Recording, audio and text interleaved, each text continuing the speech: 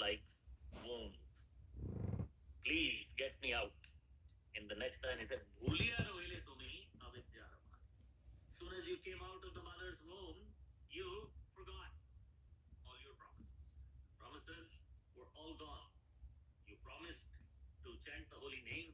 You promised to execute your devotional service. But as soon as you came out, everything was gone. Bhuliya rohile tumi avidya ramani. You became full of ignorance. What is ignorance? Ignorance is that this is my mother, this is my father, this is my brother, this is my sister. All of this is avidya because none of it is true. My father is the one over there on the altar. His name is Madan Mohan over here. And my mother is over here, Srimati Radharani. But I have a wrong mother's name, a wrong father's name. And that is called avidya. Avidyara bhare. We are full of avidya. So now, in the next line, Tomare loite ami hoinu avatara. For you, to save you from the clutches of this material world, from the cycle of birth, death, old age, and disease, ami hoinu avatara, I have incarnated. Ami bina bandhuara ke ache tomar. Srila Bhaktivinoda Thakur is writing on behalf of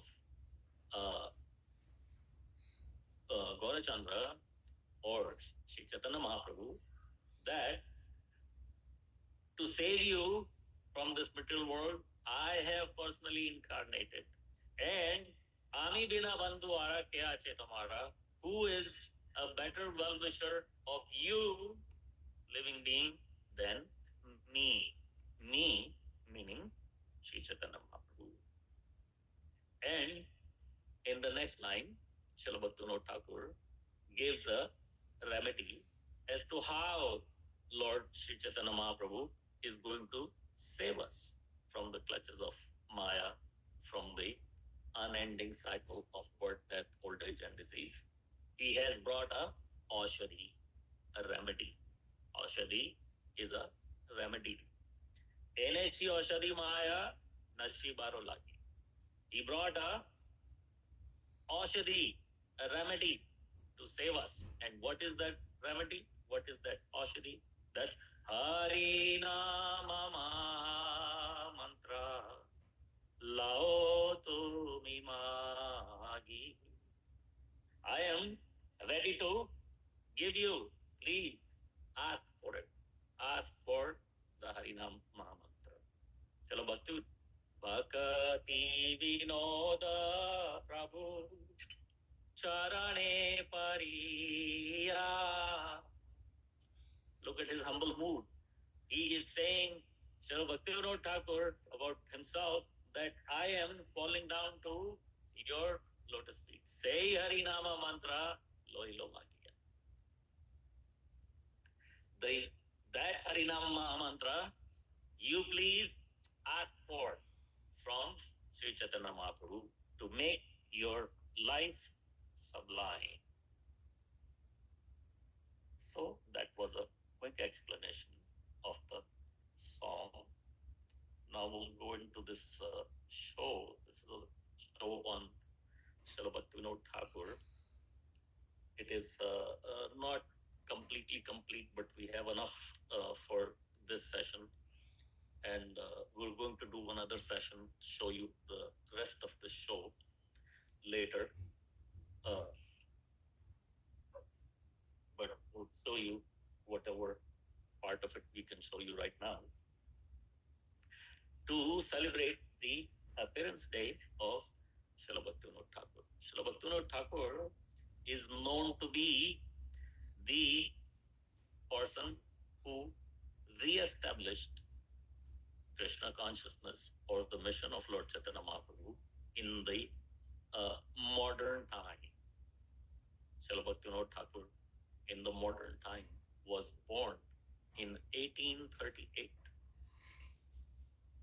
In the show, We have his birthplace, current situation, and so on and so forth.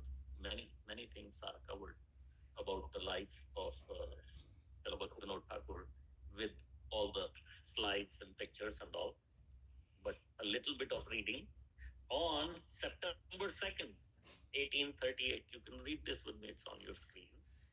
On September 2nd, 1838, on a Sunday, in the ancient village of Birnagar, Ulagram, located in the district of Nadia, Thakur Bhaktivinoda took his birth in the family of Raja Krishnananda Datta. So his father's name, birth father's name, is Raja Krishnananda Datta, who was a great devotee of Lord Nityananda. And he was the seventh son of Raja Krishnananda and the great grandson of Madan Mohan. His grandfather's name is Madan Mohan. The third son of his godfather. He also had a godfather. So what is happening in Srila Bhaktivinoda Thakur's life, as what we have heard from other senior devotees, it is not mentioned here to give a further forward, is although he was born at his father's home, whose name was Raja Krishnananda Datta, but in his childhood only, his father had passed away. So that's why the godfather comes in. The godfather, we heard from Srila Jayapadaka Swami Maharaj, was his maternal uncle only. So another person took responsibility of raising Srila Bhaktivinoda Thakur, and that person also named him Kedarnath. So that person's name is Ananda Chandra. So in Srila Bhaktivinoda Thakur's parental family line, although some devotees of the Lord had appeared in the village family lineage, there was no great respect for Vaishnav Dharma. So, especially on his mother's side of the family, huh?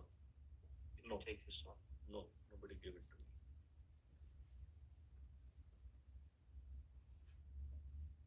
Thank you. So, on the maternal side of Thakur Bhaktivinoda's family, they did not have any respect for Vaishnav Dharma, and the mother's family, there was not any respect for Vaishnavism at all. On the father's side, there was not any great respect, but on the mother's side, there was no respect at all. And they are, that's why he is called to be Daitya Kulera Prahlad. Daitya Kulera Prahlad means somehow born in a demon's family, like Prahlad Maharaj was born to demons. His mother, his father were both from demon family, but Prahlad Maharaj was a great devotee. So similarly, in a way, it is said that Daitya Kulera Prahlad, he, Srila Bhaktivinoda Thakur, is like a Prahlad born in a demon's family. And he was named Kedarnath at the time of birth. Here is a slide that shows the appearance of Srila Bhaktivinoda Thakur. You can see him in his mother's lap. So, in this slide, they're trying to show two, both sides of his family. So on one side of his family, the father's side of his family, you can see a person standing in the front wearing a dhoti and a sacred thread, whereas the other side of the family, the maternal side of the family, you can see on the other side of the screen, they are turning away. They are shown to be turning away. It is trying to show that they have no interest in Vaishnava philosophy. Here is this great Vaishnava Acharya born, and these people have no interest.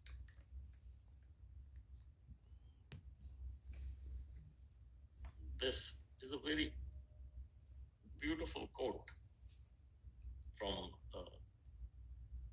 Srila Bhaktivinoda Thakur. When one's eyes are anointed with prema, spiritual love, then we could see Vrindavan. You can see behind him is a Chaitanya Mat. We go to see the Chaitanya Mat. We have darshan at the Chaitanya Mat in Mayapur. Almost every time we go, we must go to Chaitanya Mat. And in that area, a whole Vrindavan is developed. There is a Golden Parvat. There is a Radha Kund. There is a Sham Kund. And the whole mood of Vrindavan is developed there. So, Srila Bhaktivinoda Thakur is trying to say to all the devotees who live in Nadia, Navdeep, or this Bengal area, that you don't have to be in Vrindavan to be in Vrindavan. You can be in Vrindavan by being anointed with Krishna Prema. So wherever you are, if the spiritual love is there, then you make Vrindavan. This is what Srila Prabhupada took up as a mission. And he established not only New Vrindavan in West Virginia, he established so many different places like New Gokula over here and so many other places just like Vrindavan, because wherever the devotees get together and read about Krishna, learn about Krishna, do Krishna Katha, chant his name, and devotees get together always to serve the Supreme Lord. That's where Vrindavan is. Even if you go to real Vrindavan and you do not engage in chanting and hearing about Krishna, then it is better to be where you are and make Vrindavan there. So this next slide shows Srila Bhaktivinoda Thakur's Samadhi. So in front of the Chaitanya Mat, there is one Samadhi of Srila Bhaktivinoda Thakur. Also at the Godrum Dweep, we will take you further in the show if we can get there. He also has another Samadhi at Godrum, where his Bhajan Kutir is. And these are the deities at his at his temple called the Chaitanya Mat.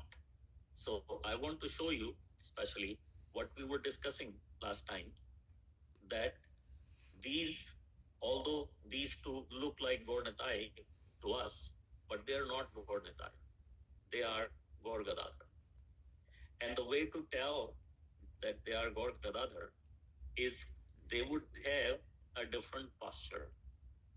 Gaur Nitai always are dancing in the same pose.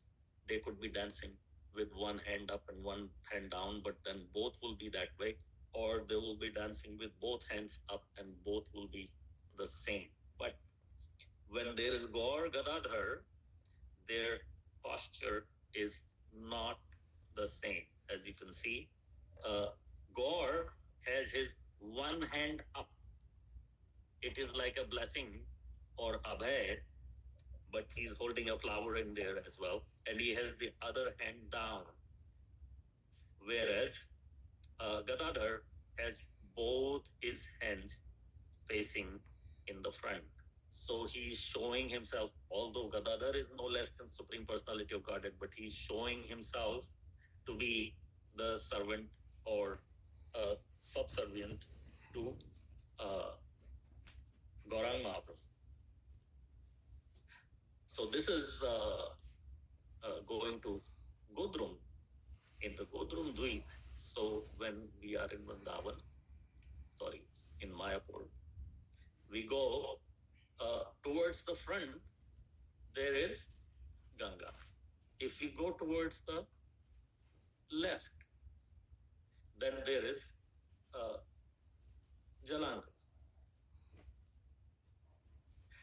So when we go across Jalangi, that is Godrum, Godrum Dweep. And at the Godrum Dweep, Srila Bhaktivinoda Thakur has two residences. One of them is this here, the main residence. It's called Bhakti Vinod Thakur's Bhajan Kutir. Actually, he has many, many residences all over India. He has one in Jagannath Puri, he has one in Calcutta, he has one in Godrum, he has another one in Godrum, he has one at Radhakund. There are so many. We are trying to get hold of as many as we can. And I have a good news also that we just got one of his residences, which was in Kolkata, called the Bhakti Bhavan. And this residence is very special because in his own writings, Srila Bhaktivinoda Thakur has actually written the description of how he actually helped build it by himself. It is wood. So he wasn't a mystery of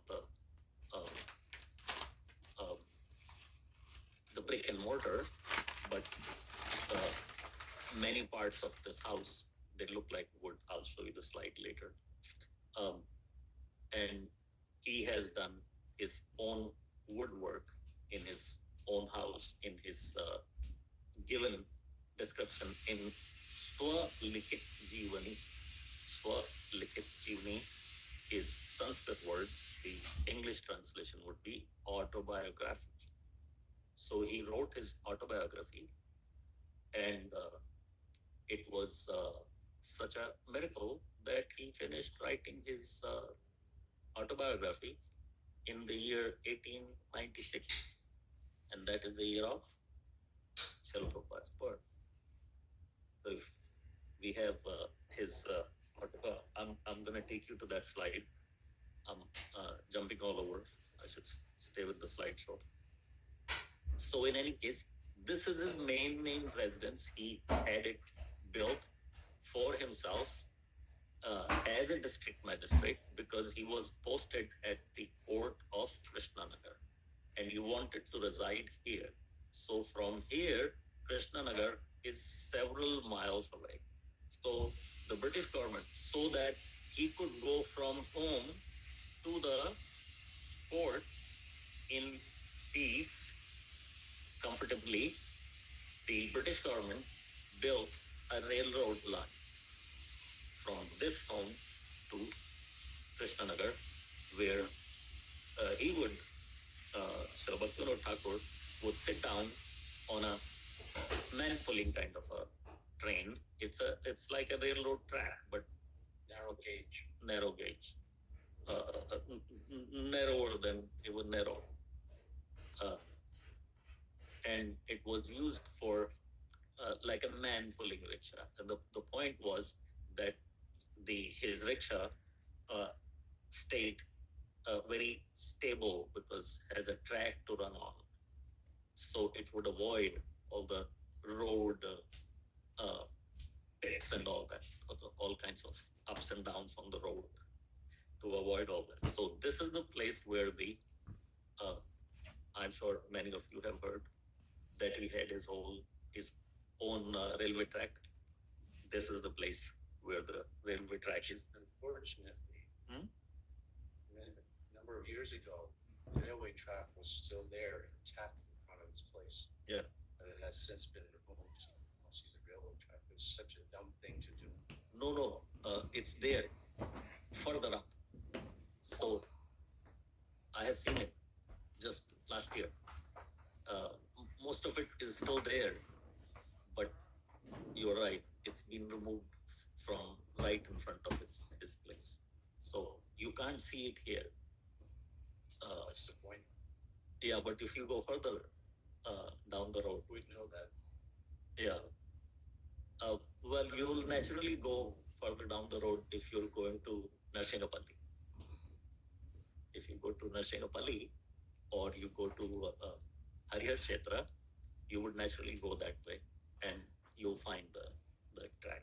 The track is there, but Jagwanda Prabhu is right that it is not right in front of his house anymore. They built a proper road there, and in that process, they removed that railroad line. And whoever made that decision, Jagwanda Prabhu is right that that was a dumb decision. Nevertheless, they try to make it better for the. So I will show you inside darshan. This is Swananda Sukhada Kunj. So I was going to mention wherever his residences are, Radha Kund, Jagannath Puri, Calcutta, um, Godrum Dwi, everywhere the name is the same. Swananda Sukhada Kunj. Swananda Sukhada Kunj is his standard name for his residences. He always named them. I'm sure he's named them. I'm not, or maybe Srila Bhaktisiddhanta Saraswati named them. But you can see inside of his apartment or his room. This is his bedroom and study. This is long time ago. People did not have so many rooms. Just a couple of small rooms. So this room is there for everything. It is such a big land, but very small rooms have been built.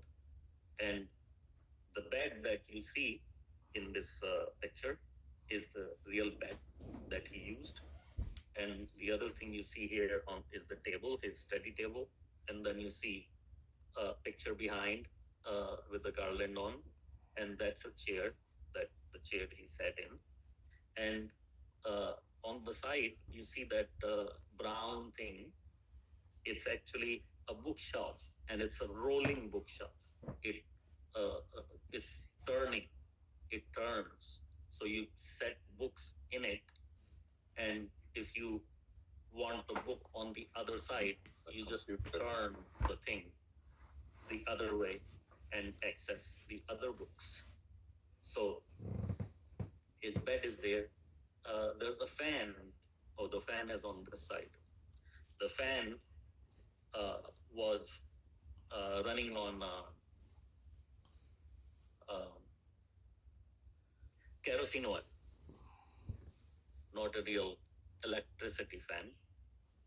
It seems like they did not have electricity at that time, but a kerosene oil fan he has. Now there is electricity and there is lights and fan and everything. But from that time, they have an old table fan, not a ceiling fan, just a table fan that has runs on kerosene oil. Everybody knows kerosene here. What's kerosene? You heard of kerosene? Kerosene? No? Kerosene? Yeah. You asked me if I heard of kerosene? Yeah. Kerosene. Kerosene oil. Yeah. Fuel. Yeah. Oh, so you had. Oh. So that fan ran on the kerosene oil. I don't have to explain it any further if you know what it is. So this is Surbikunj. It is also known as the residence of Srila Bhaktivinoda Thakur. Both these places are within even less than 1 kilometer. So both are his residences at different times. So that residence that we showed you before was a residence that he built completely from right from the foundation. And at the time when he was building that residence, he was temporarily residing here. So the devotees here, they like to call it Srila Bhaktivinoda Thakur's residence. But of course, he did reside there, but he resided there temporarily. So on the extreme left side of the slide, you see a structure kind of protruding out. That's the area under there, not on the top floor, under there, the ground floor. Srila Bhaktivinoda Thakur resided in that place. Of course, this building is newer, but the land is the same. He resided there in late 1800s while his other house was being built. So this Surbi Kunj in itself is a very, very major dham for all of us, not only because Srila Bhaktivinoda Thakur resided there for some time, but for many other reasons. This Surbi Kunj, one of the reasons is that the Surbi Kunj is the birthplace of Namahatta. Actually, Lord Nityananda started the Namahatta program, and he started the Namahatta program at the Surbi Kunj. So he was engaged in preaching. At one point, when Lord Chaitanya Mahaprabhu and Nityananda were preaching together, at one point, Lord Chaitanya Mahaprabhu said to Nityananda that I am going to go towards Orissa and further, and you separate and go this way to preach in Bengal. At that time, East Bengal, West Bengal was all one. So Lord Nityananda separated from Gaur Sundar, and he went to preach over here. So it seems like the claim of the devotees is this place was the capital of Lord Nityananda. He resided here most of the time, and he started his Namahatta preaching from here. And he personally went door to door to preach in this area. This is the temple that you see there is new. It was built in front of us.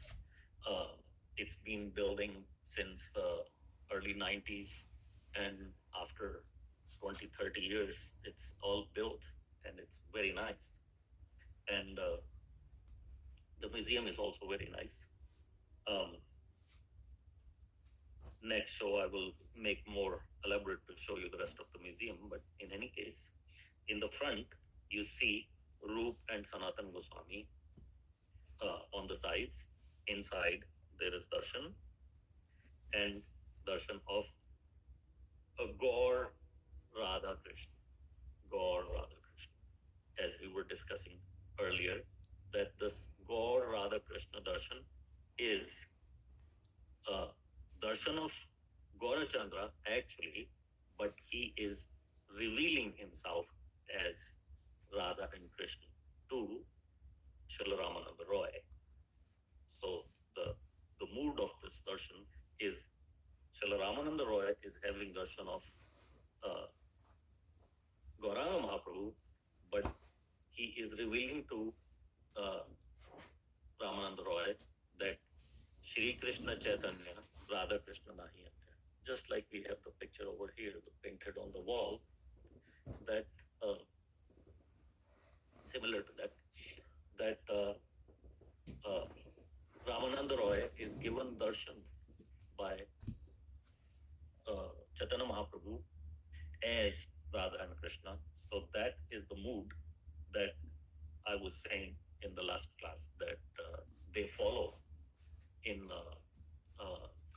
many of the Gaudiya temples. Of course, this fell into Gaudiya Math because ISKCON was not around and after Srila Bhaktivinoda Thakur. So, nevertheless, we are very welcome to go there. We are very welcome to have kirtan. We gave them donations every time we went, and that's how this temple was built.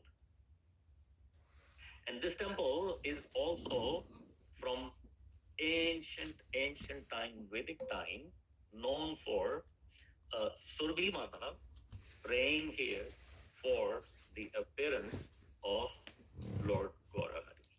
As we always hear that um, Advaitacharya prayed for the appearance of Gaurahari, but that is not the complete story.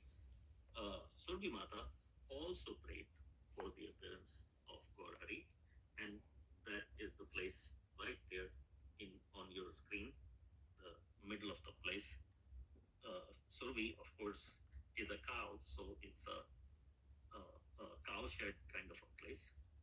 But this is where our understanding, Gaudiya Vaishnava understanding, is that this is exact place where Surbi Mata prayed for. Oh, is somebody writing on my slide? So celebrating the 100 divine legacy of disappearance of Srila Bhaktivinoda Thakur is old because he disappeared already in 1914. So we would have had a 100th anniversary of his disappearance in 2014, and we are just about getting ready for his 250th appearance. Here you can see uh, many shots. There is a